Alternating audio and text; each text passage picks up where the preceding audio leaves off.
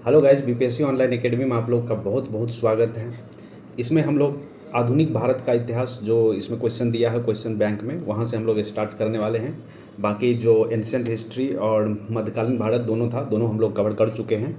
तो आइए हम लोग स्टार्ट करते हैं आधुनिक भारत का इतिहास का पहला क्वेश्चन। तो पहला क्वेश्चन इस प्रकार है कि पुर्तगाली उपनिवेश का प्रथम वायसराय भारत में कौन हुआ। तो ये जो थे अल्मीडा थे। ठीक है, इसका सही आंसर सी हो जाएगा। तो आइए इसका एक्सप्लेनेशन देख लेते क्या कह रहा है। भारत में जो प्रथम पुर्तगाली वायसराय के रूप में जो आए थे उनका नाम था फ्रांसिस्को डी अल्मेडा। ये भारत आए थे 1505 में और 1509 तक ये भारत में रहे थे। 1505 में वो भारत पहुंचा और 1509 में वो क्या हुए थे कि टर्की, गुजरात, मिस्र की संयुक्त सेना को पराजित कर द्वीप पर जो है वो कब्जा कर लिए थे। ठीक है, द्वीप पर कब्जा करने के बाद पुर्तगाली हिंद महासागर के सबसे अधिक शक्तिशाली हो गए थे। ठीक है, चाहे वो फोर्स की बात करें या नेवी की बात करें तो इसमें सबसे शक्तिशाली हो गए थे। उसने अंजदीप में अपना किला बनाया और पुर्तगालियों के हित में कोचिंग की राजगद्दी के उत्तराधिकारी की समस्या जो था उनको भी समाधान किए। अगला क्वेश्चन है, बंगाल की खाड़ी में समुद्री डकैती हेतु हुगली का उपयोग कौन करता था। तो देखिए, हुगली जो है एक रिवर का नाम है, नदी है। तो इसका उपयोग जो करता था ये करते थे पुर्तगाली लोग। ठीक है, तो सही आंसर इसका भी क्या हो जाएगा, सी हो जाएगा। ठीक है, चलिए इसका एक्सप्लेनेशन देख लेते हैं। इसमें कह रहा है पुर्तगालियों के द्वारा हुगली को बंगाल की खाड़ी में समुद्री लूटपाट के लिए अड्डे के रूप में इस्तेमाल किया जाता था। ठीक है, तो हुगली को जो समुद्री अड्डा जो लुटेरों का अड्डा बना दिया था वो पुर्तगालियों के द्वारा ही बना दिया गया था।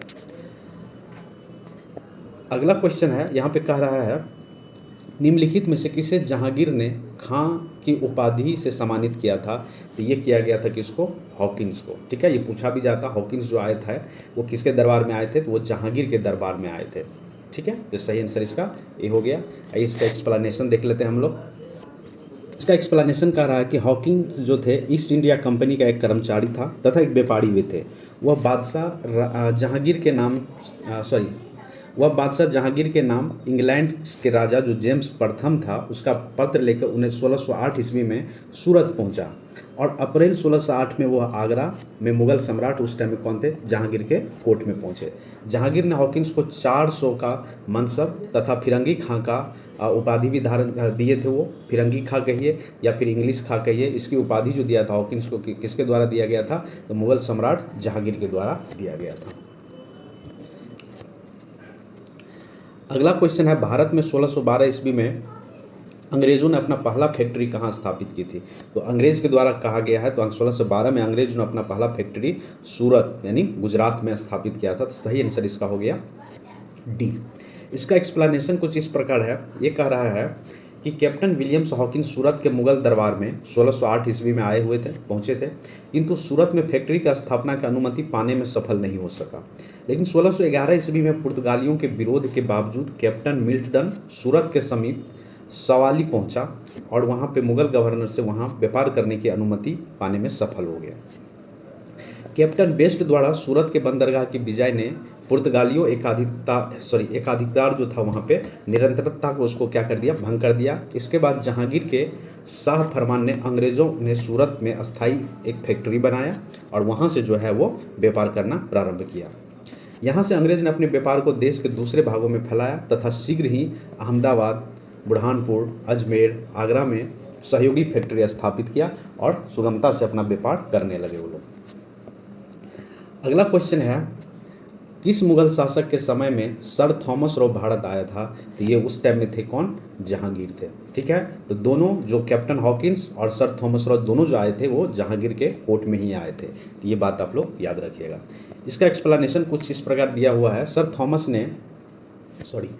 थॉमस रॉ ब्रिटेन के राजा जेम्स प्रथम के दूत के रूप में 1615 ईस्वी में मतलब सितंबर 1615 ईस्वी में सूरत पहुंचा था। जनवरी 1616 में वह अजमेर में मुगल शासक जहांगीर के दरबार में उपस्थित हुआ था। सितंबर में आए हैं और जनवरी 1616 में मुगल बादशाह जो थे उस टाइम में जहांगीर उसके कोर्ट में हाजिर हुए थे। अगला क्वेश्चन कह रहा है, डच ईस्ट इंडिया कंपनी ने किस वर्ष अपनी फैक्ट्री पटना में स्थापित की थी। तो ये 1632 में अपना पहला फैक्ट्री जो है पटना में स्थापित किया था। तो सही आंसर इसका बी हो गया। इसका एक्सप्लेनेशन दिया हुआ है कि पटना डिस्ट्रिक्ट गजेटिएट इतिहास की किसी मानक पुस्तक या अन्य 1632 ईस्वी में पटना में डच फैक्ट्री की स्थापना या कोई प्रमाण हमें नहीं प्राप्त हो सका है, किंतु बिहार लोक सेवा आयोग ने के द्वारा इसे निरंतर यह प्रश्न पूछा जाता है और इसका उत्तर जो है 1632 माना गया है। ठीक है, तो देखिए ये भी जो है, जो भी डिस्ट्रिक्ट गजेटेड है वहाँ पे कोई डॉक्यूमेंट ऐसा नहीं मिला जहाँ पे पता चले कि वो जो फैक्ट्री पहला फैक्ट्री बनाए थे पटना में 1632 में। ठीक है, लेकिन आमतौर पर जब इसका क्वेश्चन पूछा जाता है तो बिहार लोक सेवा आयोग द्वारा इसका जो क्वेश्चन है 1632 माना गया है।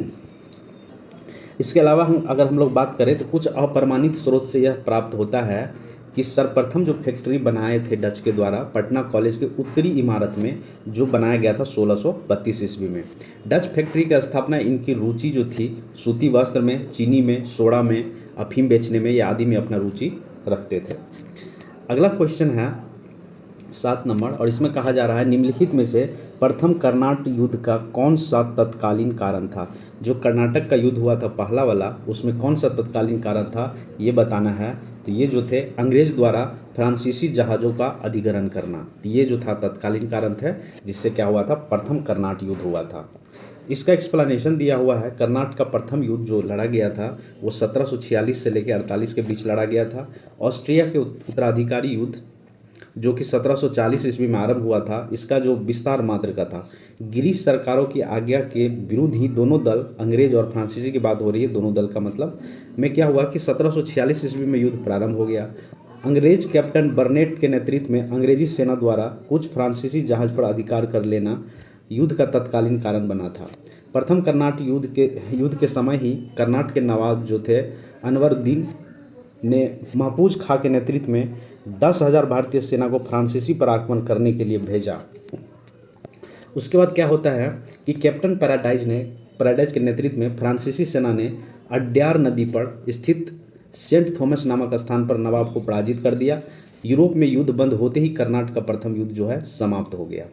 एक्सला चैपले की संधि जो 1748 में ऑस्ट्रेलिया के उत्तराधिकारी का युद्ध समाप्त हो गया था तथा मद्रास अंग्रेज को पुनः प्राप्त हो गया था। मतलब इसके बाद जो है जो अंग्रेज जो हार गए थे अंग्रेज मद्रास को, वो अंग्रेज द्वारा पुनः ले लिया गया। कर्नाटक का प्रथम युद्ध सेंट थॉमस के युद्ध के लिए स्मरणीय है। ठीक है, चलिए अगला क्वेश्चन कह रहा है कि 1760 का प्रसिद्ध वंडीवास का युद्ध अंग्रेज द्वारा किसके खिलाफ लड़ा गया था। तो ये लड़ा गया था फ्रांसीसी के खिलाफ लड़ा गया था। ठीक है, तो याद रखिएगा वंडीवास का युद्ध 1760 में लड़ा गया था और ये फ्रांसीसी के खिलाफ लड़ा गया था। फ्रांसीसी और जो है अंग्रेज के बीच ये युद्ध लड़ा गया था। इसका एक्सप्लेनेशन दिया है कुछ इस प्रकार के 18वीं शताब्दी में भारत में लड़े गए प्रसंगत युद्धों का सही कालक्रम इस प्रकार है। अंबर का युद्ध लड़ा गया था 1749 ईस्वी में। मुजफ्फर जंग चंद साहब तथा फ्रांसीसियों की संयुक्त सेना ने वेल्लूर के समीप अंबर या अंबुर कहा जाता है उसको, इस स्थान पर हुआ था। इसमें कर्नाटक के नवाब अनवरुद्दीन को पराजित कर उनकी हत्या कर दी गई। मुजफ्फर जंग जो हुआ करते थे वो दक्कन का सूबेदार बन गया। मतलब इसके मृत्यु के बाद, अनवरुद्दीन की मृत्यु के बाद जो मुजफ्फर जंग जो थे वो दक्कन का सूबेदार बन गया। इस उपलक्ष्य में उसने अपने हितकारी डुप्ले जो थे फ्रांसीसी के गवर्नर थे, डुप्ले को कृष्णा नदी के दक्षिण भाग के मुगल प्रदेश को गवर्नर नियुक्त कर दिया तथा उत्तरी सरकार के कुछ जिले में फ्रांसीसियों को दे दिए गए। इसके अतिरिक्त मुजफ्फर जंग की प्रार्थना पर एक फ्रेंच सेना की टुकड़ी बुस्सी के नेतृत्व में हैदराबाद में तैनात कर दी गई और प्लासी का युद्ध जो हुआ था वो 1757 ईस्वी में हुआ था। इसमें अंग्रेज तथा बंगाल के नवाब जो थे सिराजुद्दौला के मध्य हुआ था। युद्ध के परिणाम स्वरूप अंग्रेज को पूरे बंगाल पर नियंत्रण हो गया था प्लासी युद्ध के बाद। क्लाइव ने मीर जाफर को बंगाल का नवाब बनाया। नवाब बनने के बाद मीर जाफर ने अंग्रेज़ों के उसकी सेनाओं के लिए 24 परगने की जमींदार से पुरस्कृत किया और क्लाइव को 2,34,000 पाउंड की निजी भेंट प्रदान करी। अब आता तीसरा युद्ध जो वंडीवास का, जो इसका क्वेश्चन पढ़े तो उसका आंसर था ये जनवरी 1760 में लड़ा गया था। अंग्रेज और फ्रांसीसियों के बीच ये युद्ध हुआ था। युद्ध में फ्रांसीसी पराजित हो गए थे। अंग्रेज सेना का नेतृत्व सर आयरकुट ने की थी, जबकि फ्रांसीसी सेना का नेतृत्व काउंट डी लाली ने किया था। उसके बाद आ जाता है एक फेमस युद्ध जो 1764 में लड़ा गया था, बक्सर का युद्ध। इसमें है कि मीर कासिम अवध के नवाब जो सिराजुद्दौला एवं मुगल सम्राट जो थे शाह आलम, इसकी संयुक्त सेना जो लड़े थे अंग्रेज के मध्य हुई थी। इसमें अंग्रेज विजय रहे। इस युद्ध में अंग्रेजी सेना का नेतृत्व जो किए थे वो हेक्टर मुनरो के द्वारा किया गया था और बक्सर के युद्ध ने प्लासी के निर्णय पर मुहर लगा दी। उसके बाद संपूर्ण भारत जो है वो अंग्रेज के गिरफ्त में आ गया।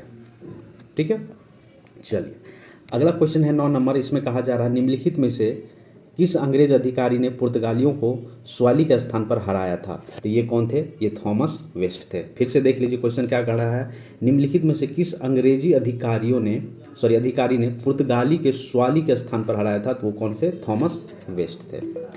इसका एक्सप्लेनेशन दिया है कि 1611 ईस्वी में पुर्तगालियों के विरोध के बावजूद कैप्टन मिल्टन सूरत के समीप स्वाली पहुंचा और मुगल गवर्नर से यहां व्यापार करने की अनुमति लेने में सफल हो गया। कैप्टन वेस्ट द्वारा सूरत के बंदरगाह की विजय ने पुर्तगाली अधिकारी की निरंतरता को भंग कर दिया तथा सूरत में एक अस्थायी रूप से एक फैक्ट्री का निर्माण किया गया या स्थापित किया गया। यहाँ से अंग्रेजों ने अपने व्यापार को देश के एक कोने से दूसरे कोने तक फैलाया और शीघ्र ही अहमदाबाद, बुरहानपुर, अजमेर तथा आगरा में अपने सहयोगी फैक्ट्री का स्थापना की और सुगमता से व्यापार करना प्रारंभ कर दिया। अगला क्वेश्चन है 10 नंबर और इसमें कहा जा रहा है उस क्षेत्र की पहचान करें जहां से यूरोप वासियों को सर्वोत्तम सोडा और अफीम प्राप्त होता था। तो वो प्रदेश कौन था? बिहार। बिहार में एक क्वालिटी का बेस्ट क्वालिटी का इसको क्या मिलता था? सोडा और अफीम प्राप्त होता था अंग्रेज़ों को। यूरोप वासियों को सर्वोत्तम सोडा और अफीम का जो मिलता था वो कहाँ से मिलता था? वो मिलता था बिहार से। अगला क्वेश्चन है अंग्रेजी शासन काल में भारत का कौन सा क्षेत्र अफीम उत्पादन हेतु प्रसिद्ध था? अभी देखे थे ये क्वेश्चन हम लोग, तो ये क्षेत्र कौन सा है? बिहार था। अगला क्वेश्चन है यहाँ पे पूछा जा रहा है इलाहाबाद की संधि के बाद रॉबर्ट क्लाइव ने मुर्शिदाबाद का उप दीवान किससे बनाया था? तो देखिए सबसे पहले देखिए इलाहाबाद की संधि हुई थी, ठीक है, और इसके बाद जो मुर्शिदाबाद का जो उप दीवान बनाया गया था मोहम्मद रजा खां को बनाया गया था। तो सही आंसर इसका ए हो गया। आइए इसका एक्सप्लेनेशन हम लोग देख लेते हैं। एक्सप्लेनेशन कह रहा है इलाहाबाद की दूसरी संधि जो है अगस्त 1765 के अनुसार भगोड़े सम्राट शाह आलम को अंग्रेजी संरक्षण में ले लिया गया था, उसे इलाहाबाद में रखा गया था। शाह आलम ने अपने 12 अगस्त के फरमान द्वारा कंपनी को बंगाल, बिहार, उड़ीसा की दीवानी अस्थायी रूप से दे दी, जिसके बदले कंपनी सम्राट को 26 लाख रुपया देगी तथा निजामत के व्यय के लिए 53 लाख रुपया देगी। इस समय कंपनी सीधे कर संग्रह करने का भार न तो लेना चाहती थी और न ही उसके पास ऐसी क्षमता थी कि कंपनी ने दीवानी कार्य के लिए 2 उप दीवान मुर्शिदाबाद बंगाल के लिए मोहम्मद राजा को अपॉइंट किया गया और बिहार के लिए जो किया गया था वो राजा सिताब राय को अपॉइंट किया गया था। मोहम्मद राजा खां उप नाजिम के रूप में भी कार्य करते थे। इस प्रकार समस्त दीवानी तथा निजामत का कार्य भारतीयों द्वारा ही चलाया जाता था, ठीक है। यद्यपि ये उत्तरदायी कंपनी का था और उछलना काम किसका था? तो ये कंपनी का था, लेकिन बिहार के ही कोई लोग या इंडिया का ही कोई लोग जिसको अपॉइंट कर दिया जाता था, उप दीवान बना दिया जाता था ताकि वो टैक्स उछल के अंग्रेज को दे। अगला क्वेश्चन है 13 नंबर और इसमें कहा जा रहा है कि सम्राट शाह आलम द्वितीय ने ईस्ट इंडिया कंपनी को बंगाल, बिहार तथा उड़ीसा की दीवानी प्रदान की थी। तो ये कब संधि हुई थी? तो ये बैटल ऑफ बक्सर के बाद हुआ था। 12 अगस्त 1765 को ये संधि साइन किया गया था। ये जो साइन किया गया था इलाहाबाद की दूसरी संधि थी जो अगस्त 12 और 1765 को साइन हुआ था। इसके अनुसार शाह आलम को अंग्रेजी संरक्षण में ले लिया गया था और इलाहाबाद में रखा गया था। इलाहाबाद तथा कड़ा के जो क्षेत्र नवाब में छोड़ दिए गए थे शाह आलम को मिले थे और 12 अगस्त 1765 के जो फरमान था इसमें था मुगल बादशाह शाह आलम द्वितीय को शाह आलम द्वितीय ने कंपनी को क्या किया? बंगाल का, बिहार का तथा उड़ीसा की दीवानी राइट जो है वो प्रदान किया और इसके बदले में अंग्रेज जो क्या दिए थे इनके बदले में कंपनी या अंग्रेज कह सकते हैं 26 लाख रुपया दिया जाना था तथा निजामत व्यय के लिए लगभग 53 लाख रुपया देना तय हुआ था। इस समय रॉबर्ट क्लाइव और मुगल बादशाह के बीच ये मुगल बादशाह जो शाह आलम द्वितीय था ये इलाहाबाद की संधि इन्हीं दोनों के बीच साइन हुआ था, ठीक है। तो Robert Clive east India company का बंगाल का गवर्नर हुआ करता था उस टाइम में। शाह आलम द्वितीय का संपूर्ण जीवन आपदाओं से ग्रस्त रहा, उसे 1788 ईस्वी में अंधा कर दिया गया। शाह आलम द्वितीय के समय में ही 1803 ईस्वी में दिल्ली पर अंग्रेजों का अधिकार हो गया था और शाह आलम द्वितीय तथा उसके 2 उत्तराधिकारी जिनका नाम था अकबर द्वितीय जिनका कार्यकाल था लगभग 1806 से 37 तक, और बहादुर शाह द्वितीय जिसका कार्यकाल था 1837 से लेकर 1857 तक। और ये हमारे जो 1857 की क्रांति थी उसमें भाग भी लिए थे बहादुर शाह द्वितीय। ईस्ट इंडिया कंपनी के पेशन भोगी मात्र बन के रह गए और यहाँ से मुगल सत्ता कम्प्लीटली ख़त्म हो जाता है। और यही जो बहादुर शाह द्वितीय जो थे सबसे लास्ट मुगल बादशाह थे हमारे इंडिया में, और इन्होंने ही भाग लिए थे 1857 की क्रांति में, लड़ाई में। अगला क्वेश्चन है, मुगल बादशाह द्वारा बहादुर शाह जफर के बारे में क्या कहा जाता था कि उसके साम्राज्य की सीमा थी। देखिए इसका तो आंसर कुछ ऐसा दिया नहीं है, लेकिन इसका एक्सप्लेनेशन हम लोग पढ़ेंगे तो शायद कुछ मिल जाए। तो देखते हैं एक्सप्लेनेशन में क्या दिया हुआ है। बहादुर शाह जफर के बारे में नहीं बल्कि मुगल शासक शाह आलम द्वितीय के बारे में फारसी भाषा में ये कहावत प्रसिद्ध थी कि सल्तनत और शाह आलम अज दिल्ली तापालम, अर्थात शाह आलम के काल में मुगल साम्राज्य सिकुड़ते सिमटते दिल्ली के लाल किले से पालम गांव तक रह गया था। बिहार लोक सेवा आयोग ने इस प्रश्न को निरस्त कर दिया था, कोई आंसर इसका नहीं दिया था।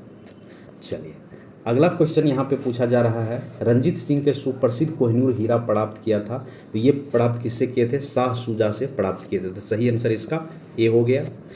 इसका एक्सप्लेनेशन कुछ इस प्रकार है, पंजाब अहमद शाह अब्दाली के साम्राज्य का भाग था। देखिए जिस टाइम में थे वो पंजाब जो था किसके? अहमद शाह अब्दाली के साम्राज्य का भाग था, परंतु 1773 ईस्वी में उनकी मृत्यु के पश्चात मुल्तान, कश्मीर इत्यादि कुछ छोटे छोटे भागों में छोड़कर शेष पर 6 मिज़लों का जो है अधिकार हो गया था मिज़लों का अधिकार हो गया था। उधर अफगान के आंतरिक झगड़े के कारण रंजीत सिंह को अपनी स्थिति दृढ़ करने का अवसर मिल गया और 1800 ईस्वी में अहमद शाह अब्दाली का पौत्र जिनका नाम था शाह शुजा काबुल की गद्दी पर बैठा, परंतु उसके भाई जो थे शाह महमूद ने शक्तिशाली बकरजई सरदारों फतह खां और दोस्त मोहम्मद की सहायता से उसे 1809 ईस्वी में विस्थापित कर दिया, मतलब हटा दिया, और स्वयं कश्मीर और पेशावर पर क्या कर लिए? अधिकार कर लिया। इस अवसर पर शाह शुजा ने काबुल का राज प्राप्त करने के लिए रंजीत सिंह से सहायता मांगी और उन्हें एक हीरा दिया जिनका नाम था कोहिनूर का हीरा। ठीक है, ये भेंट किए थे। तो रंजीत सिंह को जो कोहिनूर का हीरा मिला था वो किससे मिले थे? वो मिले थे शाह शुजा से। अगला क्वेश्चन है यहाँ पे, टीपू सुल्तान ने अपनी राजधानी बनाई थी। तो टीपू सुल्तान अपनी राजधानी बनाई थी कहाँ पे? श्रीरंगपट्टनम में। तो सही आंसर इसका क्या हो गया? ए हो गया। ठीक है, चलिए इसका एक्सप्लेनेशन हम लोग देख लेते हैं। इसमें कह रहा है टीपू सुल्तान ने श्रृंगेरीपट्टनम को अपनी राजधानी बनाया एवं यहाँ जोकोबियन क्लब की स्थापना किया। देखिए ये भी पूछा जाता है कि जोकोबियन क्लब की स्थापना किसके द्वारा किया गया था? तो ये किया गया था किसके द्वारा? टीपू सुल्तान के द्वारा। ये बात आप याद रखेंगे, और उसका सदस्य भी ये बने थे। साथ ही अपनी राजधानी में फ्रांस और मैसूर के मैत्री का प्रतीक स्वतंत्रता का वृक्ष भी रोपा गया था। टीपू सुल्तान ने अपने समकालीन विदेशी राज्य से मैत्री संबंध बनाने तथा अंग्रेज के विरुद्ध उनकी सहायता प्राप्त करने के लिए अरब, कुस्तुतुनिया, आधुनिक इस्तांबुल और काबुल, मॉरिशस में अपने दूतमंडल भेजे और वहाँ पे दूतावास भी बनाए थे। ठीक है, चलिए अगला क्वेश्चन है 17 नंबर। इसमें कह रहा है अंग्रेज ने श्रीरंगपट्टनम की संधि किसके साथ की थी? तो ये किया गया था टीपू सुल्तान के साथ। सही आंसर इसका हो गया क्या? सी हो गया। इसका एक्सप्लेनेशन दिया हुआ है, तृतीय एंग्लो मैसूर युद्ध जो 1790 से लेकर 92 तक चला था। ठीक है, ये श्रृंगेरीपट्टनम की जो संधि हुई थी मार्च 1792 में, इस पे जाके ये ख़त्म हुआ था। इस संधि में अंग्रेज की ओर से कॉर्नवालिस तथा मैसूर की ओर से टीपू सुल्तान ने साइन किया था। इसके अनुसार टीपू को अपने देश का लगभग 1/2 भाग अंग्रेज तथा उनके साथियों को देना पड़ा। साथ ही युद्ध में हार जाने के रूप में टीपू को 3 करोड़ अंग्रेज को देना पड़ा था। 3 करोड़ रुपया की बात हो रही है जो अंग्रेज को देना पड़ा था। श्रृंगेरीपट्टनम की संधि में यह शामिल था कि जब तक टीपू 3 करोड़ रुपया नहीं देगा तब तक उसके 2 पुत्र अंग्रेज के कब्जे में रहेंगे। कॉर्नवालिस ने इस संधि के बाद यह टिप्पणी की थी कि हमने अपने शत्रु को प्रभावशाली ढंग से पंगु बना दिया तथा साथियों को भी शक्तिशाली नहीं बनने दिया। तो ये किसका था? कॉर्नवालिस का स्टेटमेंट था। किसके लिए? तो ये टीपू सुल्तान के लिए। ठीक है, चलिए आगे बढ़ते हैं। अगला क्वेश्चन है 18 नंबर। इसमें कह रहा है ठगों का उन्मूलन किसके नेतृत्व में हुआ था? तो ठगों का उन्मूलन जो किया गया था कैप्टन सलीमैन के द्वारा किया गया था। तो सही आंसर इसका बी हो जाएगा। इसका एक्सप्लेनेशन दिया हुआ है, ठगों में हिंदू और मुसलमान दोनों धर्म के अनुयायी सम्मिलित थे, मतलब दोनों लोग हुआ करते थे, हिंदू भी हुआ करते थे और मुस्लिम भी हुआ करते थे। परंतु वास्तव में ये लोग काली, दुर्गा अथवा भवानी की पूजा करते थे। पराया अपने शिकार का सिर काटकर देवी के चरणों में बलि के रूप में चढ़ाते थे। उन्हें विश्वास था कि उनका यह धंधा विधि का विधान है तथा उनके शरीर की मृत्यु उसके भाग में उसी प्रकार लिखी होती है। सती प्रथा के प्रश्न पर तो कुछ मतभेद था, किंतु ठगी के विषय में समस्त जनता ने सरकार का समर्थन किया। कॉर्नवालिस लॉर्ड विलियम बेंटिक ने कैप्टन सलीमैन को ठगों के विरुद्ध कार्रवाई करने के लिए नियुक्त किया था। उसने लगभग 1500 ठगों को बंदी बनाया था। उनके ठगों को फांसी दी गई, शेष को आजीवन कारावास भी हुआ था और 1837 ईस्वी के पश्चात संगठित रूप से ठगों का क्या हो गया था, अंत हो गया था। 19 नंबर क्वेश्चन कह रहा है, बंगाल में द्विशासन प्रणाली किसके द्वारा लागू की गई थी? तो ये लागू किया गया था रॉबर्ट क्लाइव के द्वारा। सही आंसर इसका हो जाएगा सी।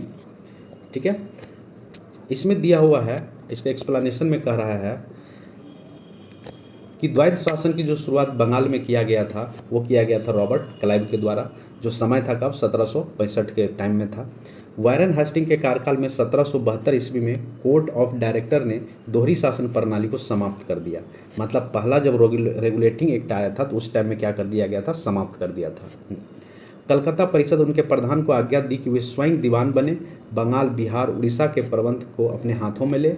वारेन हेस्टिंग ने दोनों उप दीवानों जो थे मोहम्मद राजा खां और राजा सिताब राय को पद से हटा दिया था। तो मोहम्मद राजा खां कहाँ के उप दीवान बने थे? तो ये बने थे बंगाल के, और सिताब राय बनाया गया था किसके लिए? तो ये बनाया गया था बिहार के लिए। चलिए अगला क्वेश्चन है, और इसमें कह रहा है द्वैध शासन का जनक किसे माना जाता है? तो द्वैध शासन का जनक जो माना जाता है, ये माना जाता है सर लियोनील कर्टिस को। ठीक है, इसका एक्सप्लेनेशन देख लेते हैं। तो ये जो है सर लियोनील कार्टिस को द्वैध शासन का जनक माना जाता है। इसमें दीवानी और विजारत, जिसको कानून व्यवस्था का बात कहते हैं, इनकी जिम्मेदारी जो है अलग अलग कर दी थी। अगला क्वेश्चन है 21 नंबर, और इसमें कहा जा रहा है भारत में प्रथम रेलवे लाइन किस ब्रिटिश गवर्नर के समय में बिछाई गई थी? तो ये बिछाया गया था लॉर्ड डलहौजी के टाइम में। ठीक है, 1853 में। चलिए इसका एक्सप्लेनेशन दिया हुआ है। भारत में रेल का निर्माण की दिशा जो जाता, प्रथम ब्रिटिश शासन जो थे, भारत में रेल निर्माण की दिशा में प्रथम प्रयास जो रहा था वो जो ब्रिटिश गवर्नर थे लॉर्ड डलहौजी, उसके द्वारा प्रारंभ किया गया था। प्रथम रेलवे लाइन का जो आरंभ हुआ था 1853 ईस्वी में, बम्बई से थाने तक गया था और डलहौजी के समय में ये बिछाई गई थी। दूसरी रेलवे लाइन जो है 1854 में बिछाई गई थी, जो कि कलकत्ता से रानीगंज के बीच बिछाई गई थी। अगला क्वेश्चन है, मुंगेर का बढ़िया ताल विरोध का उद्देश्य क्या था? तो मुंगेर में जो विरोध हुआ था, जिनका नाम था बढ़िया ताल, इसका मुख्य उद्देश्य था कि बक्सत भूमि की वापसी की मांग। तो सही आंसर इसका हो गया ए। इसका एक्सप्लेनेशन दिया हुआ है, मुंगेर के बढ़िया ताल विरोध का उद्देश्य बक्सत भूमि की वापसी की मांग था, और यह आंदोलन जो वर्ष 1936 से 38 के बीच में कार्यानंद शर्मा के नेतृत्व में चलाया गया था। अगला क्वेश्चन है 23 नंबर, और इसमें कहा जा रहा है 1857 में भारत का गवर्नर जनरल कौन था? मतलब 1857 में जो गवर्नर जनरल थे वो कौन थे? कैनिंग थे। 1857 के विद्रोह के समय में भारत का गवर्नर जनरल लॉर्ड कैनिंग थे, जिनका कार्यकाल 1856 से 62 तक रहा था। लॉर्ड कैनिंग भारत के कंपनी द्वारा नियुक्त किया गया अंतिम गवर्नर तथा ब्रिटिश का प्रथम वायसराय भी थे। ब्रिटिश साम्राज्य के अधीन नियुक्त भारत का पहला वायसराय भी था। ठीक है, चलिए आगे बढ़ते हम लोग। आगे दिया हुआ है अगला क्वेश्चन है 24 नंबर, इसमें कह रहा है अंग्रेजी भारतीय सेना में चर्बी वाले कारतूसों से चलने वाली एनफील्ड राइफल कब शामिल किया गया था? तो ये किया गया था दिसंबर 1856 ईस्वी में।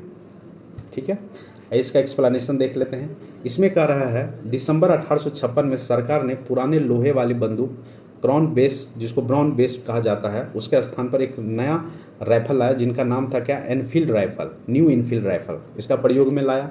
इन राइफलों का जो है दमदम, अम्बाला, सियालकोट में बने चर्बी युक्त, मतलब इसमें चर्बी का उपयोग किया जाता था, गाय का चर्बी, सुअर का चर्बी इसमें प्रयोग किया जाता था, जिसमें गाय, सुअर, चर्बी आदि इसमें लगे होते थे, और वो सैनिकों को दिया जाता था चलाने के लिए। पहले मुंह से काटना होता था, फिर उसमें भर के चलाना होता था। तो इसमें अगर गाय दिया तो हिंदू का धर्म भ्रष्ट, और अगर सुअर दिया तो ये जो मुस्लिम का धर्म भ्रष्ट, तो ये था। तो क्या हुआ कि इस नई राइफल में कारतूस के ऊपर के भाग में मुंह से काटना पड़ता था। जनवरी 1857 में बंगाल में सेवा में यह अफवाह फैल गई कि चर्बी वाले कारतूस में गाय और सुअर की चर्बी है। सैनिक अधिकारियों ने इसका अफवाह की जांच किया, इसका खंडन कर दिया, मतलब बिना कुछ जांच किए इसका खंडन कर दिया कि नहीं, इसमें कोई गाय या सुअर का चर्बी यूज नहीं करते हम लोग। किंतु सैनिकों का विश्वास हो गया कि चर्बी वाले कारतूस का प्रयोग उसके धर्म भ्रष्ट करने का एक निश्चित प्रयत्न है। तो यह कारतूस 1857 के विद्रोह का तत्कालीन कारण भी बना था, जिससे कि 1857 की क्रांति हुई थी। अगला क्वेश्चन है, 1857 के विद्रोह का नेतृत्व बिहार में किसने किया था? तो ये किया गया था वीर कुंवर सिंह के द्वारा। तो सही आंसर इसका हो गया कौन सा? बी। ये देखिए बीपीएससी 97 में पूछा गया और बीपीएससी 2008 में भी पूछा गया। इसका एक्सप्लेनेशन दिया गया है कि 1857 में जगदीशपुर में विद्रोह या अगुवाई करने वाले जो थे वो कुंवर सिंह बिहार के आरा जिला के रहने वाले थे या उससे संबंधित थे। जब उन्होंने अंग्रेज के विरुद्ध जो विद्रोह का झंडा बुलंद किया, प्रकृति ने उन्हें शौर्य, वीरता और सेना नायक को आदर्श गुणों से मंडलित किया। इस कारण उन्हें सही रूप से विद्रोह के दौरान बिहार का सिंह भी कहा जाता है। तो याद रखिएगा, बिहार का सिंह किसको कहा जाता है? कुंवर सिंह को माना जाता है। उन्होंने शाहबाद जिले में अंग्रेज की सत्ता का तख्ता पलट कर दिया, अपनी सरकार स्थापित कर ली। वह कानपुर पर संयुक्त आक्रमण के लिए नाना साहब की मदद हेतु कालपी की ओर से आगे बढ़े।